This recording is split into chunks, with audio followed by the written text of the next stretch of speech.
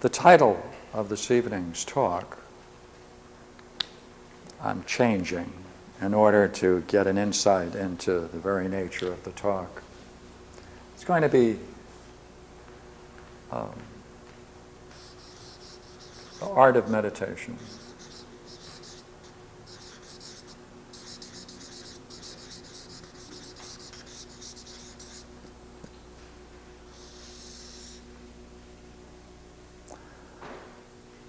Because if you're going to explore meditation, you might want to get the most perfect example. And therefore you want to get the most perfect form in which to express it. And therefore we can do tonight's lecture in terms of that. Now to play tonight, all we need is three things. We need this quote from the Timaeus, this model, and then we'll play with analogies, and we'll do our thing on top of it. Now the Demiurgos is a name for God. God, the maker, a doer. Ergos, work, he's a working God. So the Demiurgos is to the model as the model is to the universe. Now, let's put that aside. All creative processes follow essentially this model. Here is a very talented artist, as you can see from my figure. He must have a model, external or internal. He must then be able to focus on that model. And then there's a skill he must possess that guides his hand in the construction of the work. The degree to which the work matches the model, to that degree we can say the work is therefore successful. We can even judge it as to the degree to which it can be said to be matching. We can say to that degree the work is true. That is to say, there's a measure of truth, if we mean by truth the correspondence between the model and the copy, for this is a copy. This is our copy. So let me just put it that way for a moment. This is our copy, and therefore, if this is the basic concept of all creative processes, then the artist or the maker must then have a model in his mind, and on that basis, he must then, I'm using he just out of preference of tradition. The artist, therefore, then fixing his mind on the model allows then the process of creation to produce the copy. And therefore, this is really God, the Demiurgos. And he has an idea in his mind, or it is the mind of God, and it's on that reflection that the copy, which is the universe, is therefore brought into existence. Now, you can see ahead now, you can quite clearly see why we're going to be talking about the art of meditation, for this is a meditation model. That is to say, you have to have an ideal, a model. Even if it's a negative model, you must nonetheless have something in your mind about what you're striving for. And to the degree to which you can match it, to that degree a meditation is true. Now, if we want to therefore generate our concern, what we're really interested in seeing whether we can grasp a theology. That's what we want. We want to grasp a theology based upon a cosmology. Well, this is a cosmology, you see. God therefore focuses on the model. What's the model?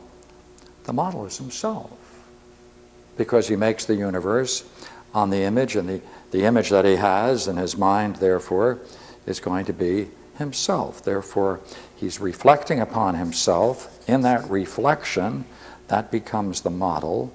On that basis, he then creates. To the degree that he judges the creation as good, to that degree it is a truth. That is to say, we can say the creation is truth. It's a model of truth. Now, how do we go from a cosmology, which is a creating the universe, to a theology? Well, let's hold that for a moment and go back here. Suppose we could ask this artist a series of questions about, see, what we want to know is, what's the process of creation? What's the process of creation? Is it possible that we can understand that relationship, the process? Because if we understand that process, then we'll be able to understand any creative process. But if we understand that process, that will tell us something about the creator. Because at that moment, the creator is functioning as an artist. All other characteristics and attributes we're leaving behind. Whether he wears glasses, whether he's holy, whether he's not holy. It's only in his creative aspect of his creation that we really are concerned. Therefore, what we want to know here in the creation of the universe, according to the Platonic model, what we want to see is what we can learn about God in this process. Now, what is this? Now, look, here we have it. Now, let's see if we can get it even clearer. We can say God is to his cosmos, because rather than use the word universe, cosmos means that there's an intelligible process going on. Universe doesn't necessarily mean that. It just means one verse. But cosmos contains in the idea, right, a cosmos, an intelligent creation, an intelligent universe. Therefore, God is to his cosmos as a model is to its copy. Now we have a four terminology. God is to his cosmos as a model is to its copy. Therefore, God produces a copy, the model is the cosmos. Now, what do we want to see? We want to see again how we can understand this process between the two. What can we learn from Plato's Timaeus, Platonic vision of the cosmos, that will help us understand what God goes through in the creative process of generating the cosmos? If we can line those things up carefully, we should be able to know something about what he does in the creation. Wait a minute, if we can collect all the things that he does in the process of creation, we'll get an insight into theology. That is, the study of the Dios, right? The study of the Theos, the study of the God. In the very act of creating, it should tell us something about it. Well, let's see. Now look here. If we're going to do that, what do? We need to know something about analogy, don't we? Because this is an analogy. So, and this is one of the most interesting of quotes from the Timaeus that's going to guide us for this evening. Right? The most beautiful of bonds is that which most perfectly unites into one both itself and the things which it binds together, and to effect this in the most beautiful manner is the natural property of analogy. That's the key. Now, when we're reading Platonic literature, while you can look at this in a variety of ways, the best way is to recognize that there's a great precision in the language. Right? That's what we want. There's a great precision in the language. It's not meant for an effect. It's very, very precise. So we have to match what he's doing with our own understanding to see that behind this language there's a great deal of very careful thought brought together succinctly, expressed with great economy, and yet there's an artistic side to it, because this itself is a creative process, and therefore Plato's Timaeus is a creative process coming out of the mind of Plato, and therefore this is a cosmology for which we can then get an insight into the mind of Plato. Same reasoning. So what is it we want to focus on? Well, first we want to know why this is here. Why call it beautiful? In what way it bonds? It must not just unite, but Y perfectly. Right? And it binds it together most perfectly into a one. You must see this oneness in it. And what must it do? Both itself and the things to which it relates. Therefore, whatever the binding is must also bind itself. And the only thing that will do this, the thing that most effectively does this, in the most, again, beautiful manner, is the natural property of analogy. All right, now we're going to go back to this. All right, this is an IOU. We have to see if we can make sense of this. Now, let me see then if we can do this.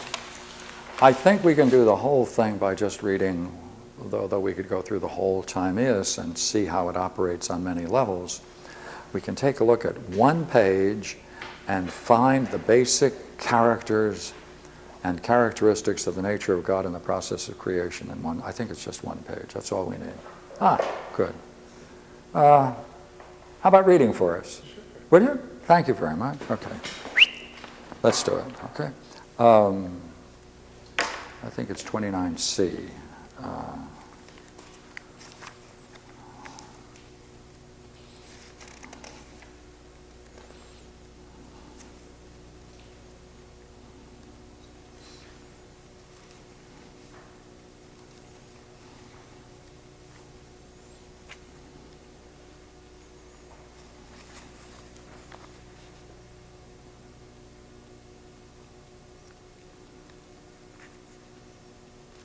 Okay. Yeah, all right. What page are you on? That's a good page.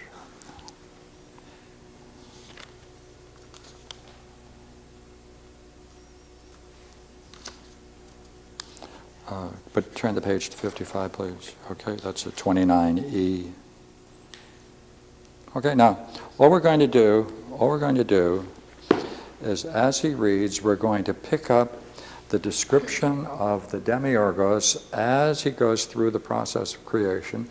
We're going to collect those terms, we're going to pull them together, and then we're going to go back into analogy and pull it together. That's where we're going, and then make a general statement about some interesting things. Right, how about it? Timaeus starts. Let us now state the cause wherefore he that constructed is constructed becoming and the all. See, this is the supreme principle of all creation. Go ahead. He was good, and in him that is good no envy ariseth ever concerning anything. And being devoid of envy, he desired that all should be, so far as possible, like unto himself. See, what does he have? Desire. He's good, no envy within him. He has the property of desire. What is it that he desires? That all should be like himself. That's the model.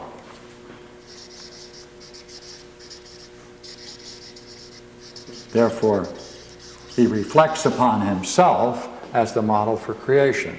Go ahead. This principle, then, we shall be wholly right in accepting from men of wisdom as being above all the supreme originating principle of becoming and the cosmos. Okay. See, when he does this, therefore, it's the supreme principle of creation as becoming. And he adds something to that, and the all. And that's what we want to look at, because something else comes into creation as a result of this. And in typical Platonic manner, this is obvious, this is the great gift. So, right, with two levels. What are we going to do? We're going to look at the process of becoming, and we're going to get something better. And he always adds something. When he adds something, keep your mind on that and collect those together. All right, go ahead. For God desired that, so far as possible, all things should be good and nothing evil. Wherefore, when he took over all that was visible, seeing that it was not in a state of rest, but in a state of discordant and disorderly motion, he brought it into order out of disorder. See, took over disorder, brought order. And we want to see how he does that. Deeming that the former state is in all ways better than the latter. Right, right. Deems. Now what's he doing? Right, here he is desiring deeming. Deeming is considering, judging. For him who is most good, it neither was nor is impermissible to perform any action save what is most fair. This translator always is reluctant to use the word beautiful in very key places, so he uses the word fair, but it's kalos, right? So it's most beautiful. Okay, go ahead. As he reflected, therefore, he perceived that of such creatures as are by nature visible, none that is irrational will be fairer, comparing wholes with wholes, than the rational. Look, see, he desires something, takes something over, he judges it, makes a value judgment, this is better than that. All right, what is he interested in bringing about something that is beautiful? Because if he is good, there's nothing, every one of his acts is going to be beautiful. And we want to see the connection between these two in a short while. Right? He reflects, he compares, this is what he's going through in the process of creation. Go ahead.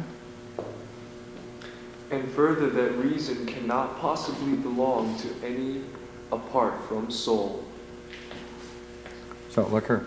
He sees the necessary connection between reason and soul. And since that is, right, that's necessary, it's fundamental. This is a fundamental principle. That is to say, you can't have intelligence floating around independent of something which possesses it, that's soul. So he says, given that, we're now going to do something very creative. So because of this reflection, because of this reflection, I'll shut up, go ahead. Because of this reflection. He constructed reason within soul, and soul within body, as he fashioned the all. Hey, to get the all then, we have reason, body, soul. And soul is that which brings it all together. Go ahead. That so the work he was executing might be of its nature most beautiful and most good. Right, it has to be most beautiful and good. Since there's no envy in him, he doesn't mind creating anything like himself. He's not jealous of his creation. Thus then, in accordance with the likely account, we must declare that this cosmos has verily come into existence as a living creature endowed with soul and reason, owing to the providence of God. Right.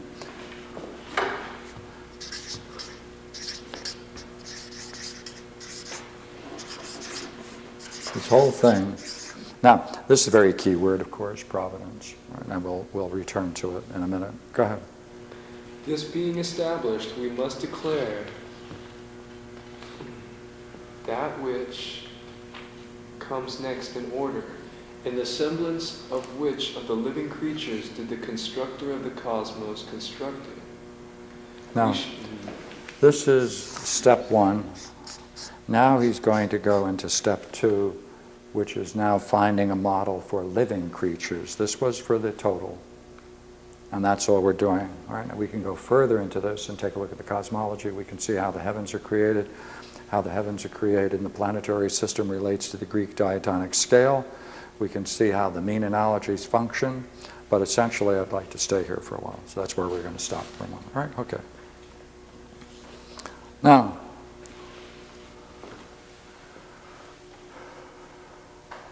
we have to make sure of something, and that is that we would like to see how we can express this creative process. Now, what we're now getting here are the processes that go on in the very fundamental basis of the cosmology. One, no hesitancy in creating. Now, once we have that, notice then, creation presupposes a desire. Therefore, in this divinity, the Creator, there must be a desire. It must be a desire that all should be like himself. Therefore, likeness is going to be the principle, the supreme principle of creation.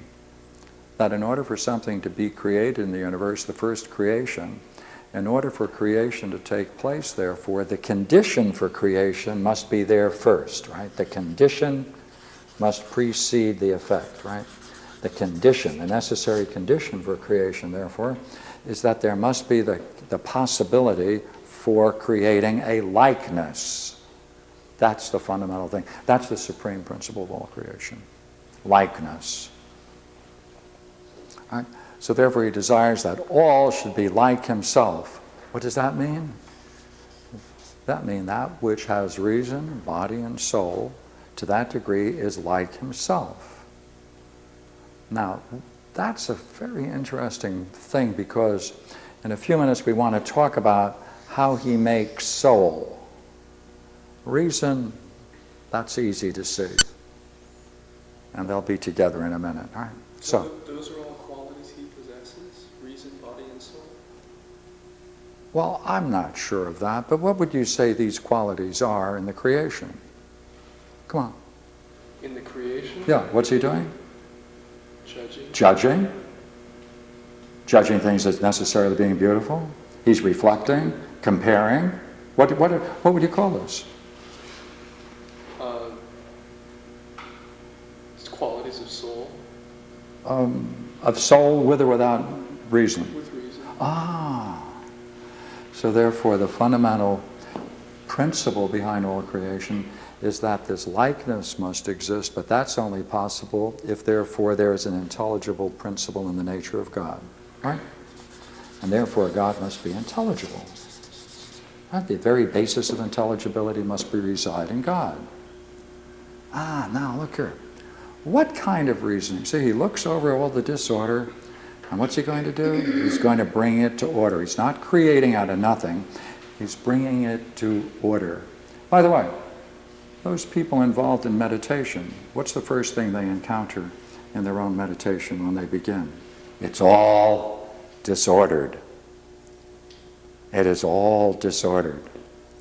And they're going to have to then bring in some order. The first step of meditation is right here, then, isn't it? Now, the only reason you want to do that, the only reason you want to do it, is that you really like to bring order so that it can be good. You want to be better. The only reason why you're going to go through such strange activity. So what do you have to do? You have to take over the disorder. You have to take it over. Well, if you don't have any idea of what you're doing, it's likely that you're not going to succeed. Therefore, if creation is a model for meditation, we can use this then and apply it to ourselves, can we not? And that will make us more intelligible and good, will it not? Sure. Yes, so look, see? Now, how did you bring order? How do you bring it order? In this case, you see, the whole process of meditation then is reflecting back upon oneself, this capacity to reflect back upon oneself and to find some supreme principle of creation within ourselves is the very goal of any kind of meditation. That is, any kind of meditation that has a rational principle behind it. Now, this activity, the possibility of turning upon oneself and reflecting upon oneself, that's the great idea in Greek philosophy, which sometimes is translated as the word essence. That's what the word really means, essence. It should never be used in any other way. Right? That's what essence is. Now, since we have that capacity to turn upon ourselves, what we want to do when we turn upon ourselves is not just to reflect on a small part of ourselves, but to accept ourselves in a totality.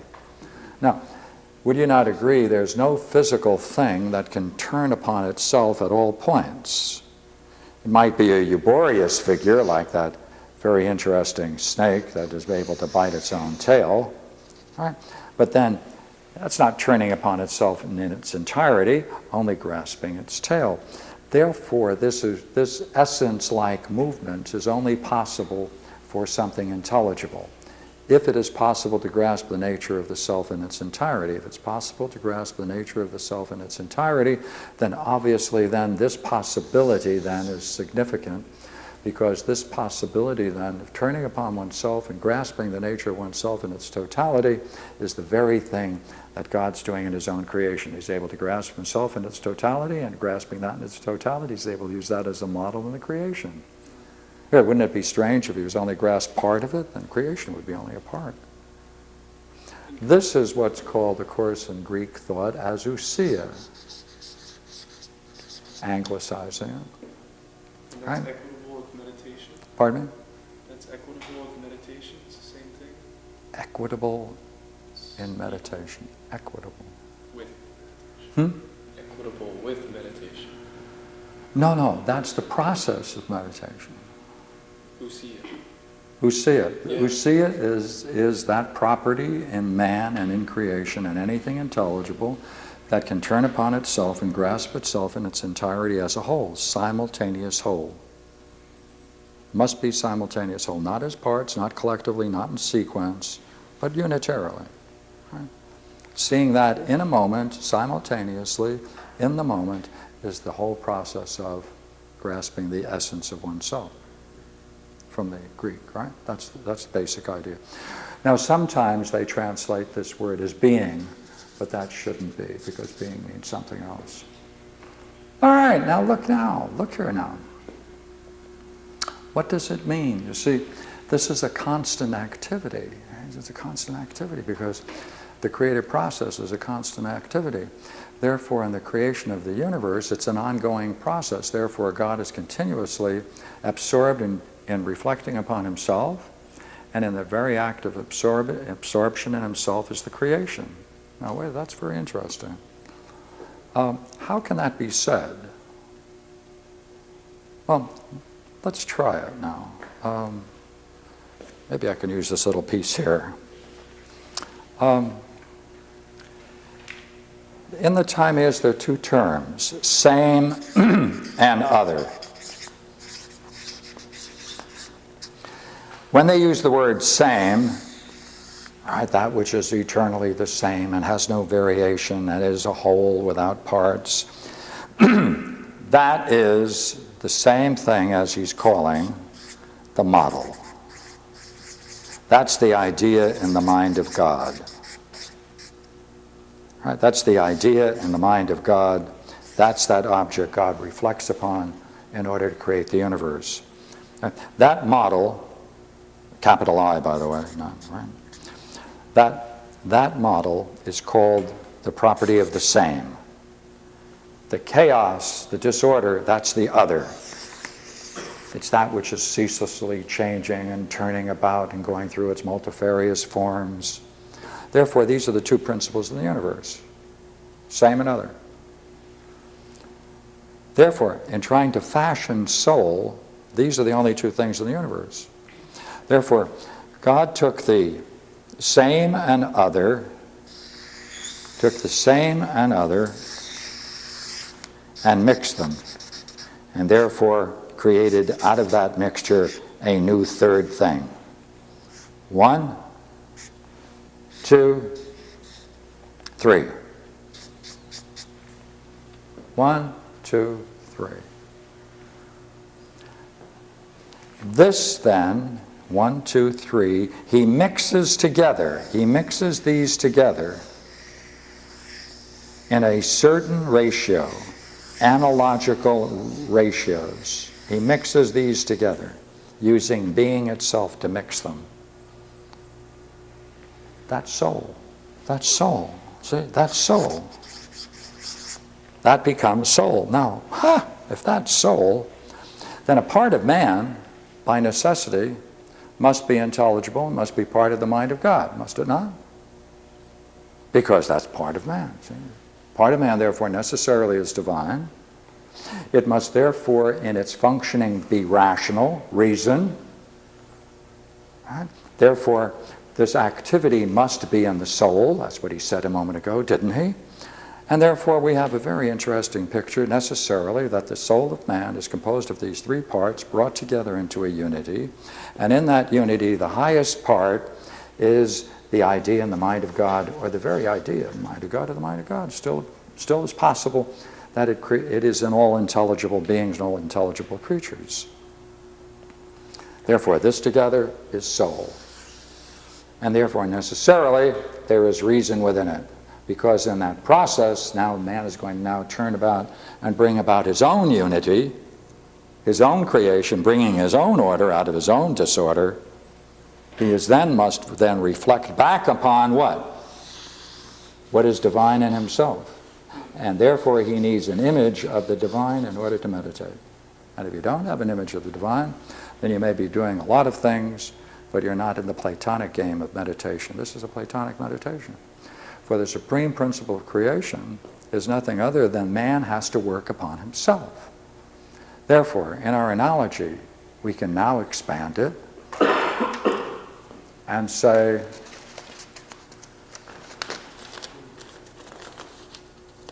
got a new page.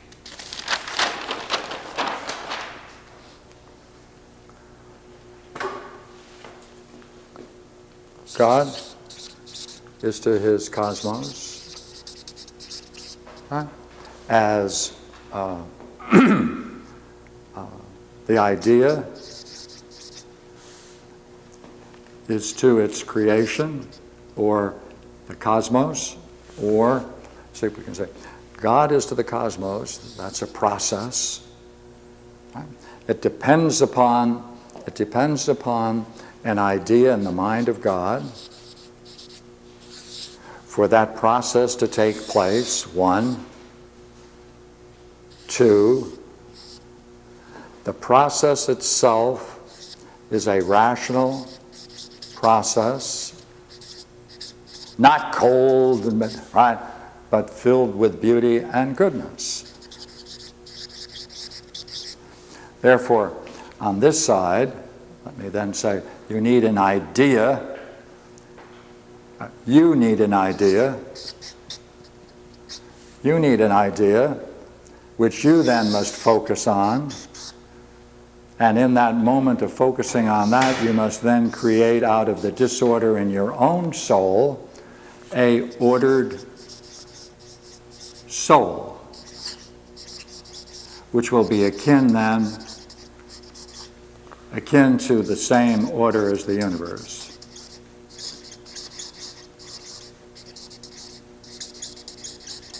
Which we're calling cosmos. Therefore, as God is to the cosmos, so man is to his own work, his own production, which is his soul. Now, beauty and goodness, this is a curious idea. Now, these are analogies, aren't they? These are four-term analogies. But throughout the entire Timaeus in Greek cosmology, they play with series of mean analogies, both 3 and 4-term mean analogies. Now, let's just take a look at one and make one, all right?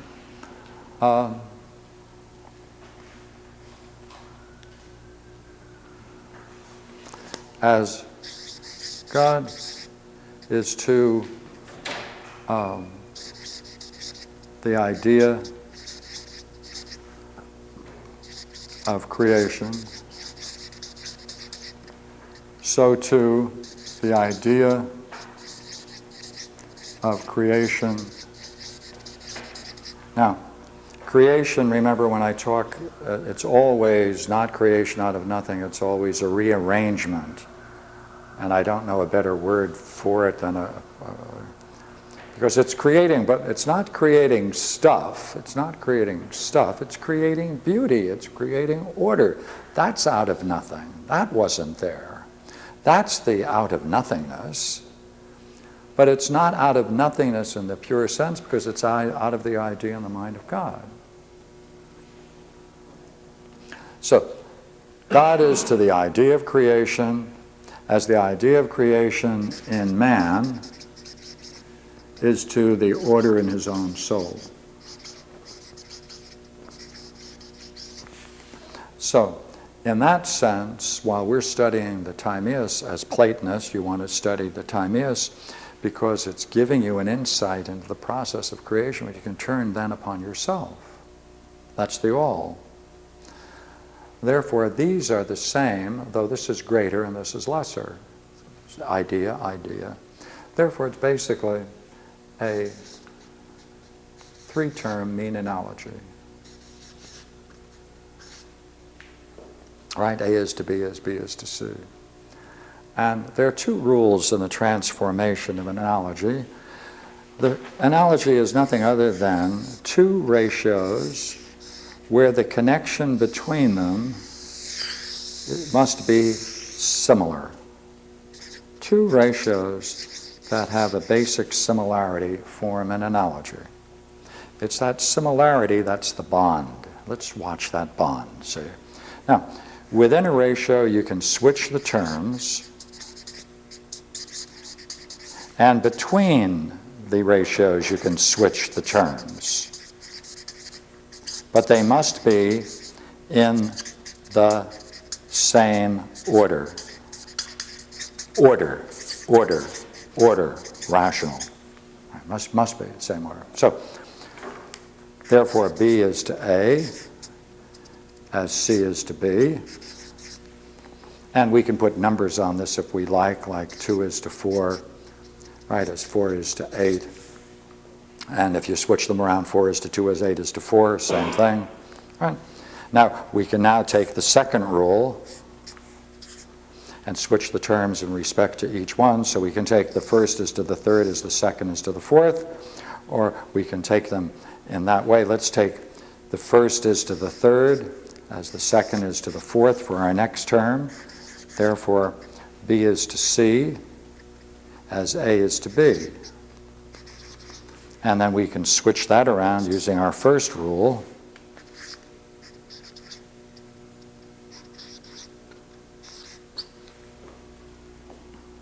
Now, what do we get? Look here.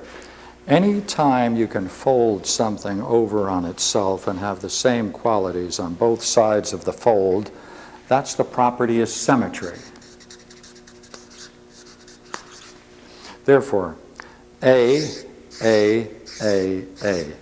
right? In the first rank, and the second rank, and the third rank, and the fourth rank. Therefore, you could take this piece of paper and fold it on that diagonal, and C would land on C, these two B's would land here, and these two B's would land there just exactly like they are here. Therefore, if you fold it over, it has a symmetry. But notice C term, the last, which is the last term in the analogy, that too has the same property. And you can fold that over. Therefore, this mean analogy has a double symmetry. Well, not only does it have a double symmetry, but the ratio A to B and its converse, B to A, moves from what's called the antecedent position to the subsequent position. And BC, in a similar way, moves from the subsequent to the antecedent position. Therefore, it has balance. Therefore, that's balance. Like my face may have a line of symmetry, so I can fold one side over on the other, but I can't take the bottom half and put it on top, or I'd have another mouth up here. Right? So it only has, right, a certain kind of symmetry, right? Lateral symmetry. That's all. It'd be funny to see someone with two mouths here say, hey, double symmetry. Right? You'd say, congratulations, double symmetry. And he'd probably say, oh, well, that's true, but I did that in order to keep from talking on the side of my mouth, and I end up being able to talk, double talk. Right, okay, thank you. I was wondering how I was going to resolve that one. All right, look here. So it has double symmetry, balance. Take a look at B. It's a perfect, beautiful ellipse. Look at this. We can connect them all. A beautiful order. Would you agree with that? Identifiable order. When you have identifiable order that you can describe in terms of another figure, then it has a pattern. Right? If there is nothing left out, and you're able to then bring together into a unity all of the parts, then we can say, this therefore has the possibility of representing anything in a unitary way. That is, nothing is left out, all the pieces then are brought together into a unity. Now, therefore, whenever you're designing a work, a piece of literature or your own reflections, if you have three things that can be arranged in terms of a mean analogy, you can see that you can transform them in this way, and if the structure has an aesthetic charm, the very idea is you substitute in the terms must equally carry that same charm because the structure itself has a charm. If the structure has a charm, it has an aesthetic charm. Therefore, the mean analogy, would you not agree, having all of these qualities, these are the formal qualities of anything that is said to be beautiful, therefore necessarily it must be beautiful, and therefore God is creating according to a mean analogy. Everything he does, if it fits, therefore it must necessarily be beautiful. But wait a minute, this is a high degree of order, is it not? And where we see order combined with aesthetics, we know reason is present, and therefore it's a rational beauty. Therefore creation necessarily, if it follows the mean analogies, which it does, therefore it must necessarily be aesthetic, and therefore it must exhibit rationality, a core of rationality behind this. Therefore, going back to what we said earlier, remember, what is the supreme originating principle of all? That God wanted to create the universe like himself. Therefore, if this creation exhibits these qualities, therefore in the mind of God must be equally ordered by the structure of analogies. Since the creation he uses has a structure, the structure therefore its intelligible domain, that intelligible domain therefore must be in the mind of God, therefore God must necessarily be intelligible, at least to this degree. Beyond, certainly, but certainly within these terms. Now, I'd like to represent this, right, in another way, to see what's going on. All right, let's see if we can do it again.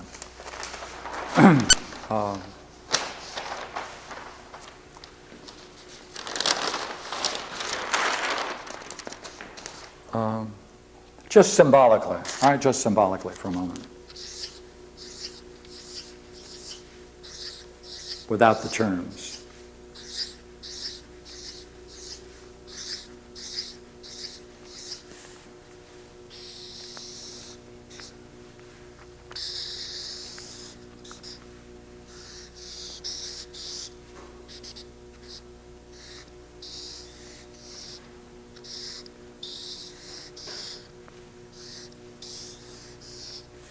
There's another very exquisite aspect to this, which I want to bring in now.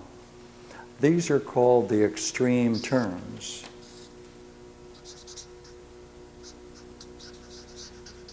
These are called the mean terms, middle mean terms. The original statement of the analogy with its extreme terms becomes the middle terms.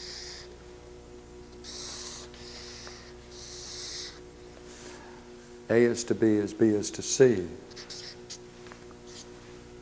B is B is to A as C is to B.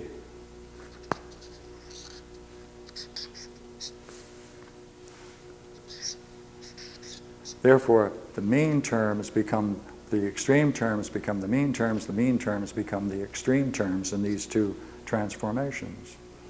Therefore, it turns on itself, doesn't it? It turns upon itself. The inside becomes outside, the outside becomes inside. It becomes ousia-like, doesn't it? Right? That's the property of ousia. So therefore, the very structure of this kind of analogy, upon which creation is based, right, is ousia-like, and it has that property of turning upon itself. Now, I'd like to just stay here for a moment then and talk about this, because this is the fundamental principle of all Platonic theology. This is the fundamental principle of all Platonic theology. And it works itself out in a very fine way. Right? that means this is going to be called the highest term. This is going to be called the mean terms. And this is going to become the last term. And remember, we can consider either we can put ideas in there or we can put numbers in there. And everything will work out in the same way. 2 is to 4 is 4 is to 8. Right? Well, that means the highest term, let's see how the highest term is functioning. Right?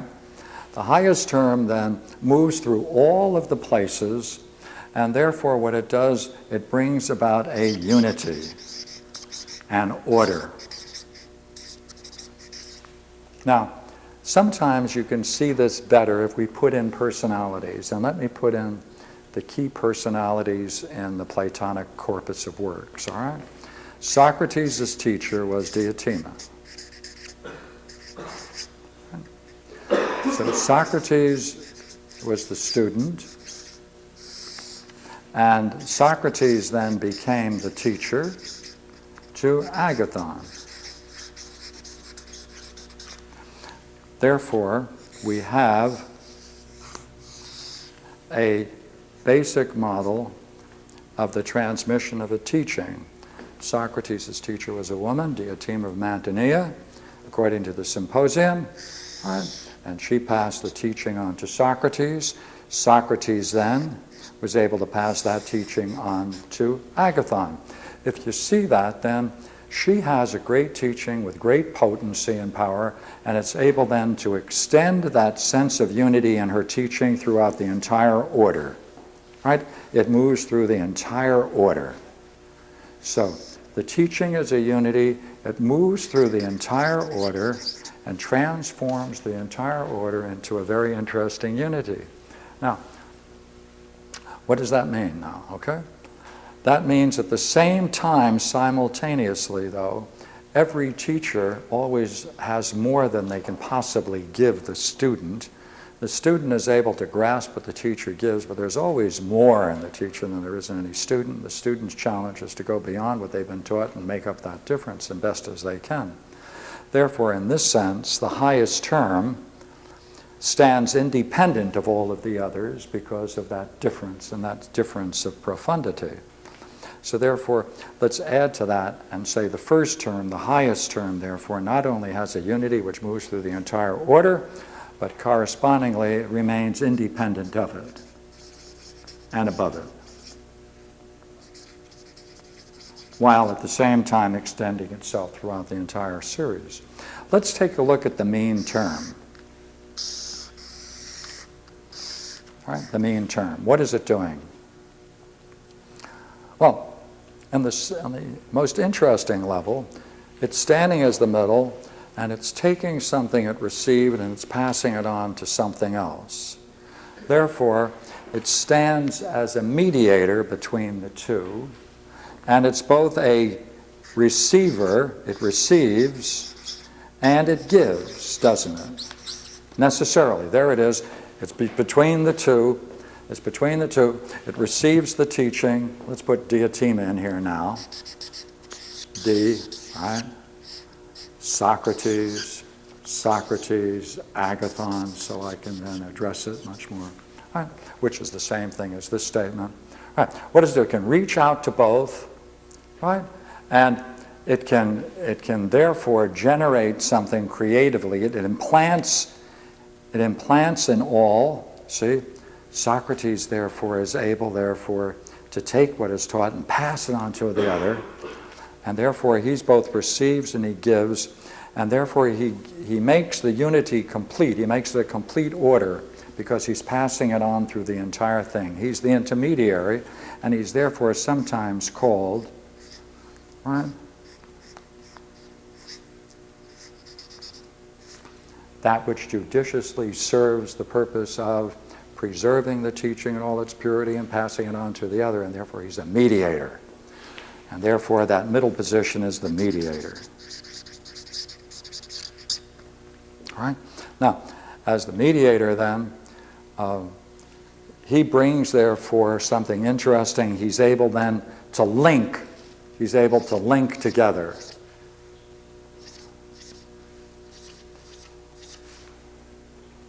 Into a unity. So he does the linking. Now, take a look at the last term. The last term is agathon. Now, I want to use one word, likeness, for a moment, okay? What is the principle of likeness, and how does it fit into an analogy? In any analogy, right, A is to B as C is to D, or a shepherd is to his sheep, right, as a ruler is to his subjects, right? All likenesses are made by contrasting the first and the third terms and the second and the fourth, and using the word like to express the relationship. Therefore, a shepherd is like a ruler is like a shepherd, subjects are like sheep in some way are like subjects, see, like. Therefore, when God in the time is reported to express the thought that the most supreme originating principle of the universe is that he wants to bring about a likeness between himself and all that is created, that likeness again presupposes in the very nature and the core of reality the property of analogy. Right? Now, therefore, the last term is a key term because agathon has to become in turn like Socrates. Socrates in turn has to become like Diotima. It goes backwards now. Therefore, the last term reverts back to the original position or the original premise or the original knowledge or generating idea in order to bring about that likeness, and through that brings about a convergence. Right? Brings about a convergence. Why a convergence? Because the last term then, agathon is going to become like Socrates through this teaching. Right? Therefore, by reverting back to the original principle that started it all, he is now going to be like this figure, and through this figure is going to be most distantly like Diotima herself. There combines in himself both extremes and brings about this unifying aspect all into, not into reality, because this is only a potential. Right? So therefore he's able to awaken a potentiality in himself, and to the degree that he can awaken that potentiality, he can then bring into being, right, the potential that lied dormant within him. Well,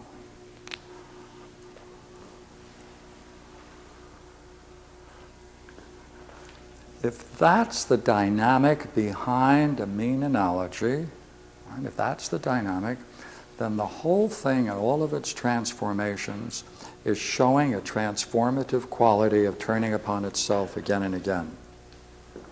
Therefore, the very tool of creation being a mean analogy, God has chosen the very intellectual model which in itself presents a creative synthesis where all of the potentialities of the last term are then materialized, and that potentiality then emerges as it moves across till finally succeeding in bringing the divine into realization, which is the goal of creation.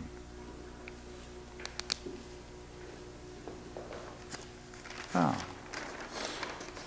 So,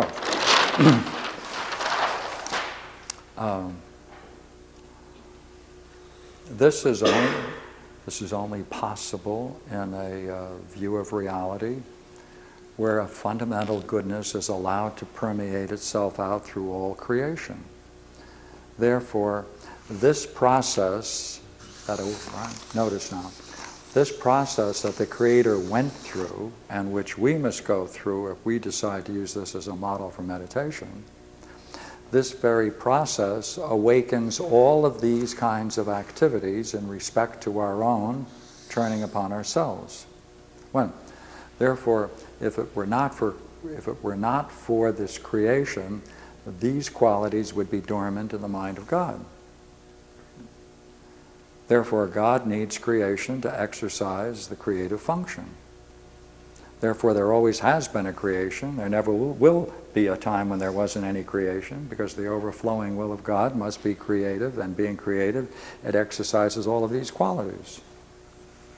Therefore, there must be built into the system the idea that creation is unending, for God's mind must be continuously on itself, since the cosmos itself is evolving. If it's evolving, then that entire process must be going on simultaneously, and the idea in the mind of God being a simultaneous whole must then break down in the creation, and that's where time comes in, you see?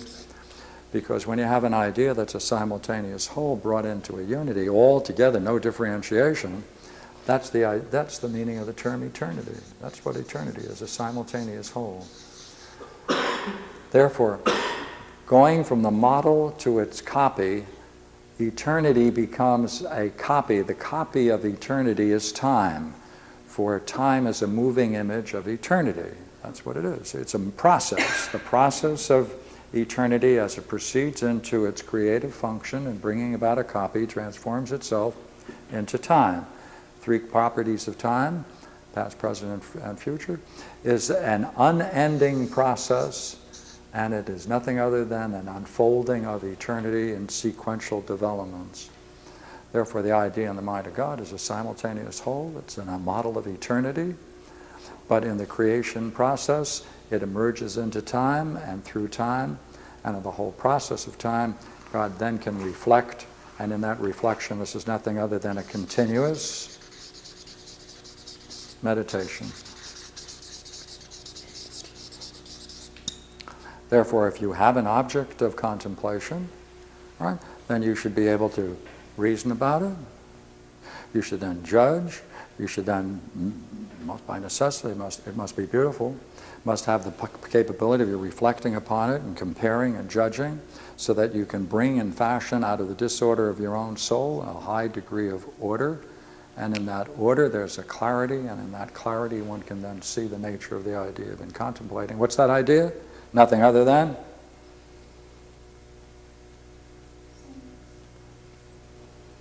divinity or sameness. and what is sameness? Unity. The mind of God. Right. Therefore, necessarily, the contemplation on this model brings you back to contemplating on the divine. Yeah.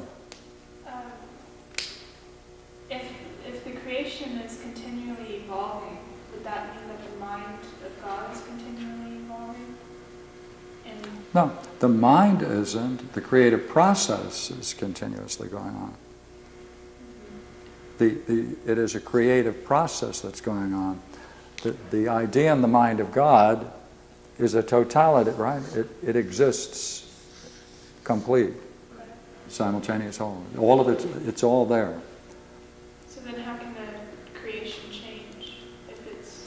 Would you agree that it's possible for some people in principle, whether it's in actuality, I don't know. Is it not possible for someone to know all mathematics? Yeah. Conceive of the possibility, right? Yeah. And if they know it thoroughly, they don't have to have the book with them, do they? They see through it, don't they? Right. If someone were to say to them, "Sir, would you mind expressing what it is you know?" Would he then have to then drop out of that seeing through it as a whole and naturally, and then create sequentially what it is he knows? Yeah. And that would be manifesting what he knows, but what he knows wouldn't be algebra distinct from geometry and geometry distinct from calculus and number theory and transfinite numbers, would it not? Would it? No. Good. Therefore, in expressing what it is you know on this level, that is a simultaneous whole, when you can see it. Or if someone knows many languages simultaneously, you know, that they can move from one language to the other freely. They don't need a dictionary to look up words. They see through what they know if it's contained within themselves perfectly. But if someone were to say, "Excuse me, sir or madam, would you mind showing us what it is," then the person would have to be drawn to bring it into time, sequentially, build it, and in that process, would they not use all of this? Yeah. Right. Mm-hmm. Right. Okay. Good, that was fun. I was wondering how I was going to do that. I have a question. How does a demiurgos relate to the one in Platonic thought? Well, you see, in this Platonic vision, the cosmos that's generated, since it then is eternal, that is to say, it doesn't have a beginning or end, it's not eternity, because eternity is a simultaneous whole. Therefore, it is something goes on unendingly, has no beginning. Throughout the entire cosmos, there is soul, there's no part in which there isn't. And there's therefore intelligibility present in soul, therefore the entire universe is intelligible, has intelligibility, has soul throughout, communicates within itself, therefore it's a God. It's a God that's generated, so that's one God.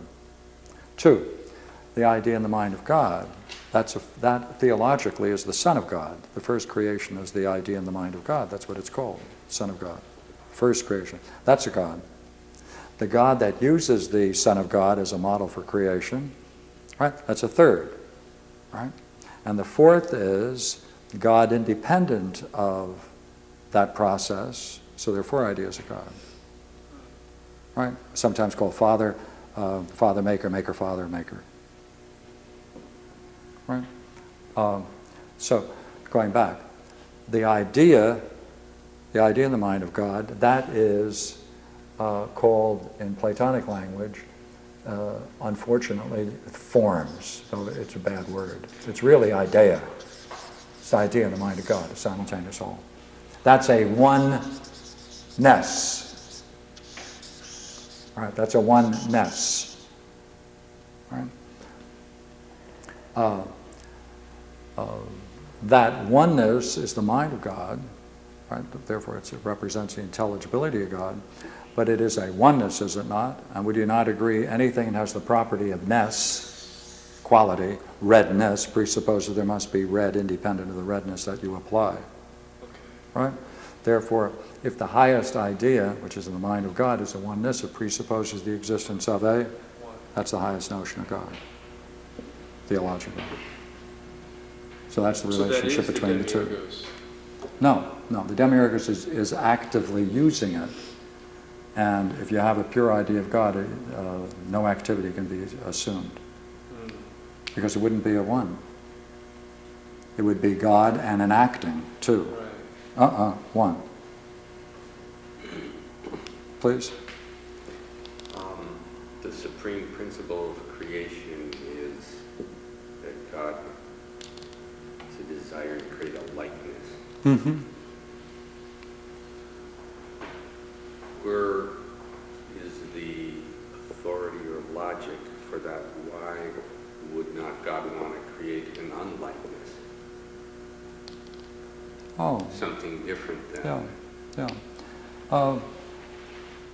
See, anything that creates, any creative process, there's always a kinship between the creator and what's created, a similarity. And on the basis of that similarity, there's naturally an outgoing identity and love for its object.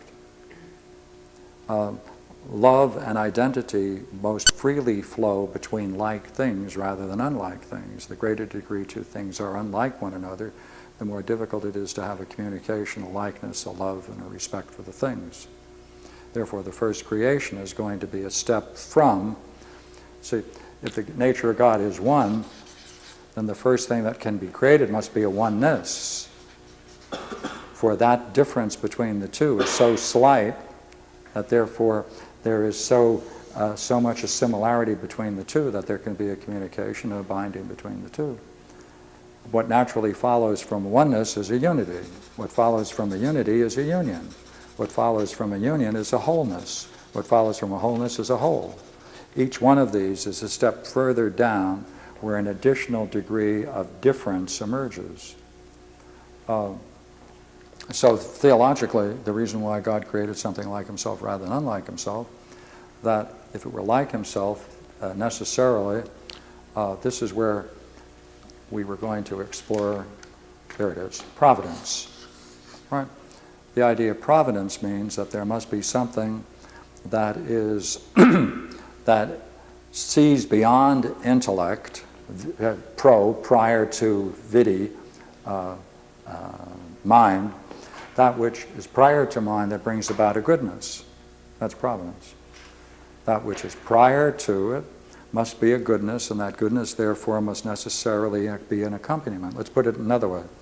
Another definition for God as one is God the good.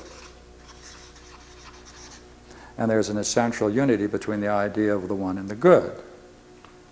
If you're familiar with that, I don't mind going over it. But therefore, the good can only therefore generate something like themselves, because they would then be generating goodness. If they're generating goodness based upon an intelligible model, that's the very idea of providence. Maybe I did that too fast, but that's the way, that's from a Platonic, that's a Platonic answer. See, every good, by definition, unifies what shares in it. That's the very nature of it, right?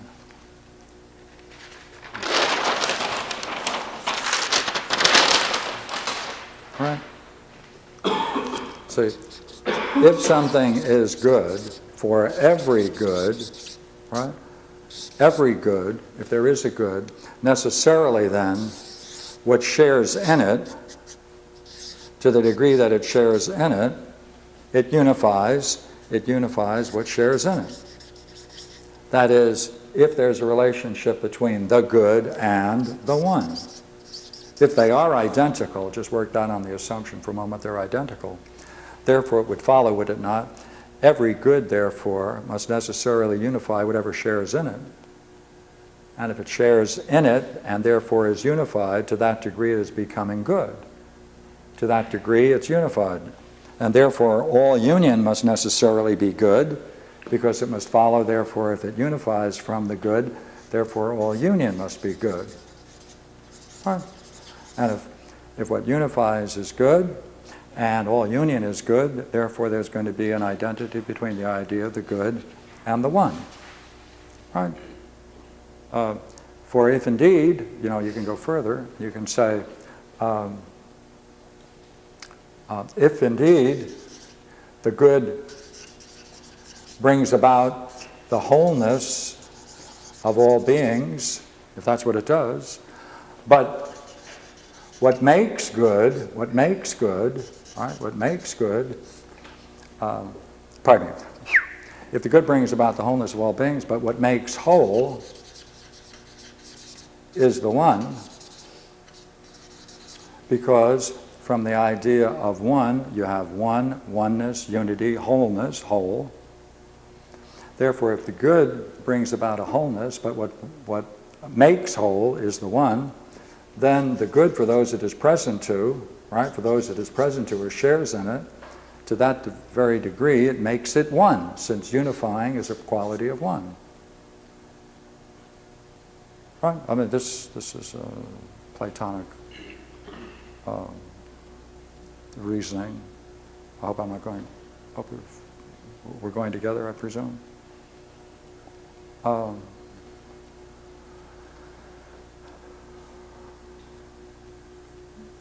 It's very beautiful proof. This is Proclus, comes out of Proclus's theology, elements of theology.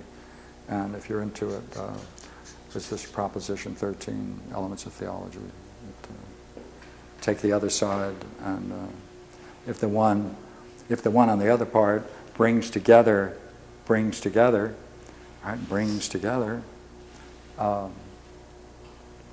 and holds together the being of each, right?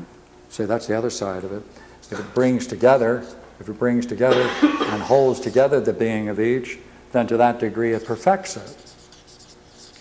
Right? It must perfect it, because by holding it together and bringing it together, if we're going to say there's an identity, and that bringing it together and holding it together, it must be a perfection. That perfection must be that it makes it therefore good.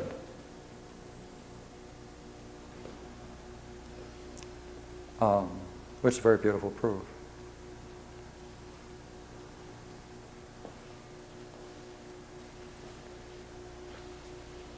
So now back, all right? All right. So therefore, if this is, we can go back now to our original assumption. There you can see someone meditating, right? And what will we say? To the degree that they have an idea, that idea must be perfect. Right? It must be that to which you wish to be. Right?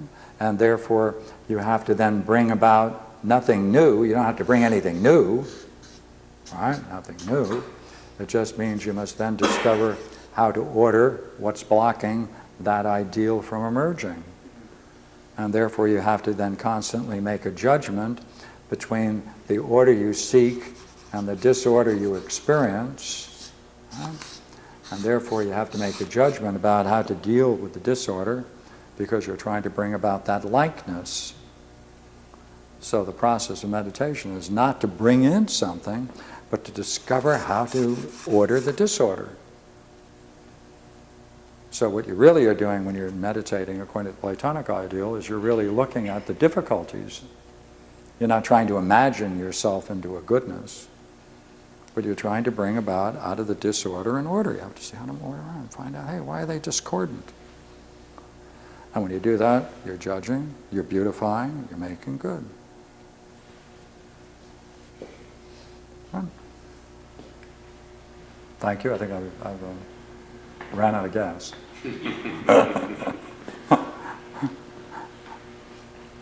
So what do you see? Well, I can use that. I do some meditations. Yeah. Just one question about same and other. Mm-hmm. Is if God is everything, then is not other part of God? And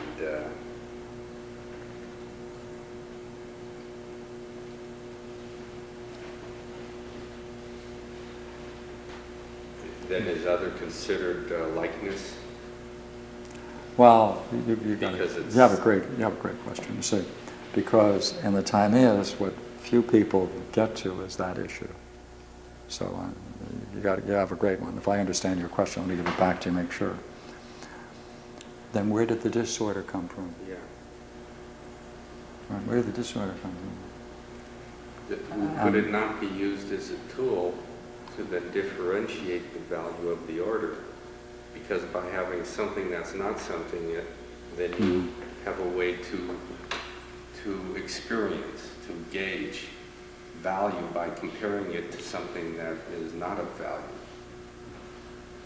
Well, you see, of course you're right, because this creative process is manifesting a goodness. And let me answer it therefore in another way. In Neoplatonic literature, this disorder, there are four fundamental elements: air, water, earth, fire. They're principles of that. They're not the things themselves. And each one of these elements has a geometrical shape. Each one of them has an intrinsic order, but they are scattered in a multiplicity. There's no order brought among them, among the way in which they combine. But the elements themselves have a high degree of order. They're all organized in terms of geometric principles.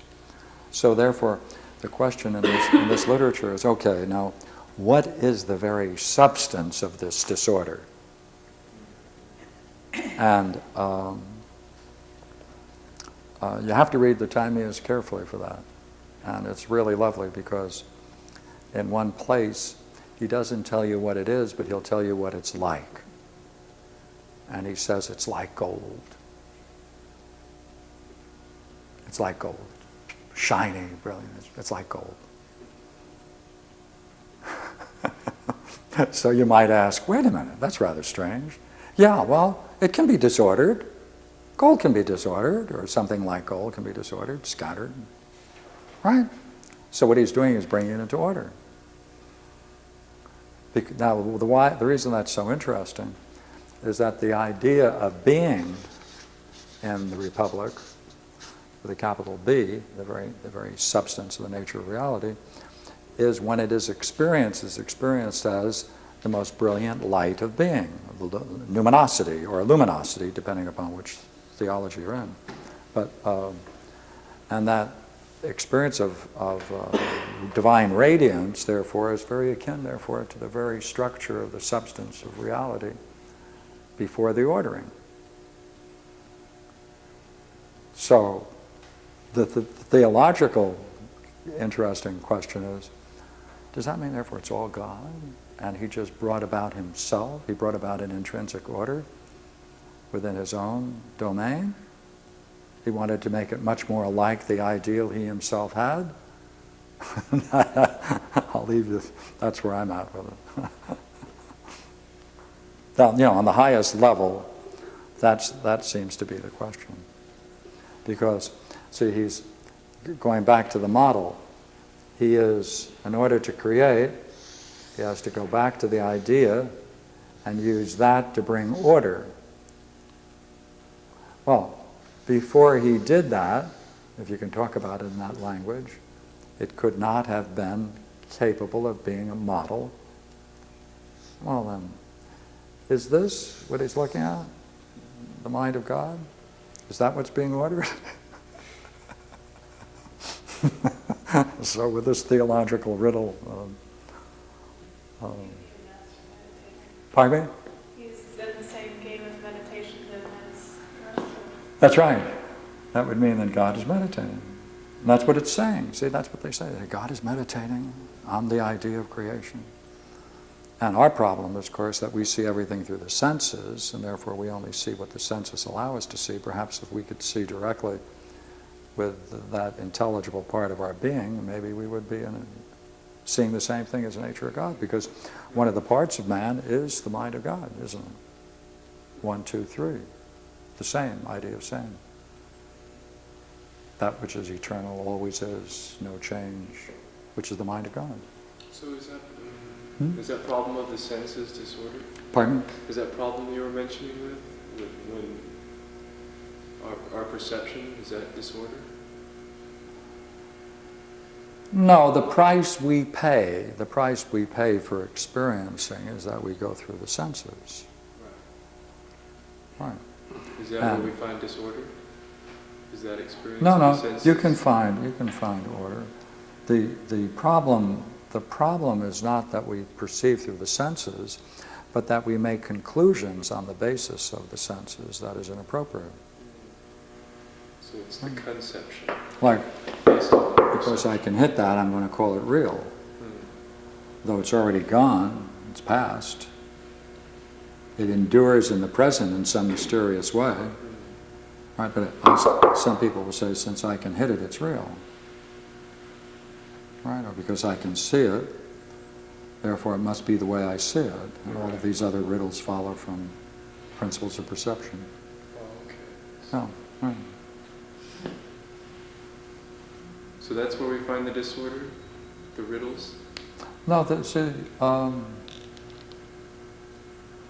what's the difference between if we could imagine someone who's truly enlightened, right?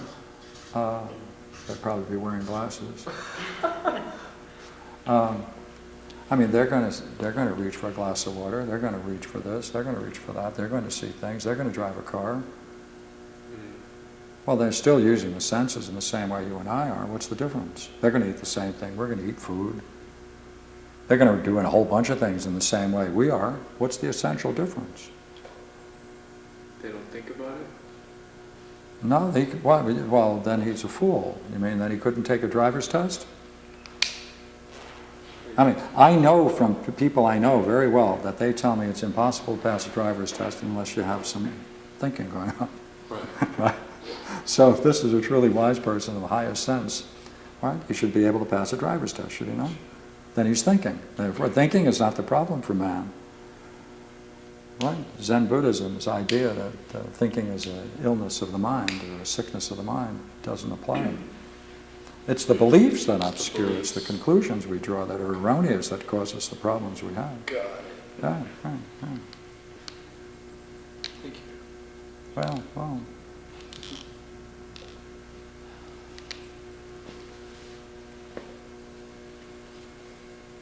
Thank you very much. Thank you. Now I can. By God, I thought it would be 9 o'clock. Missed it by 6 minutes. That's fun to do. It would be even more interesting than to take it into see this being that the being that he constructs, the soul, out of those 3 elements. He then stretches it out, and he makes 2 strips of it, and therefore he joins the 2 strips and puts one and one the other.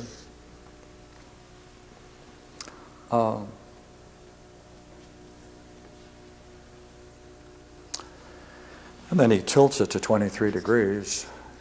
But in any case, he measures out here a series of proportions, which is he takes the one part and then doubles it and then doubles that.